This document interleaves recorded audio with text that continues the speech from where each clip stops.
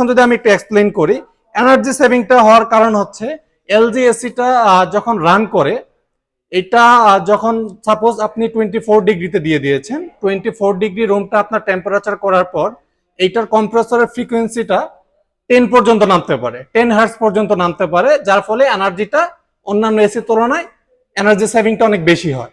ঠিক আছে।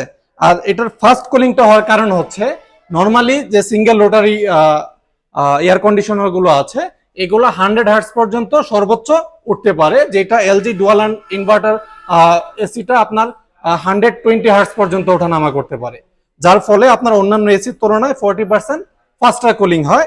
আর লো নয়েজের যে ব্যাপারটা, যেমন অন্যান্য এসিতে সিঙ্গেল রোটারি হওয়ার কারণে অনেক সময় ভাইব্রেশন হয়, ভাইব্রেশন থেকে সাউন্ডটা হয়। আর এলজি যেহেতু ডুয়াল রোটার ইউজ করে, তার ফলে কোনো ধরনের কোনো ভাইব্রেশন হবে না, এসিটা রান করতে সুবিধা হয় এবং এসি থেকে কোনো এক্সট্রা নয়েজ আসবে না।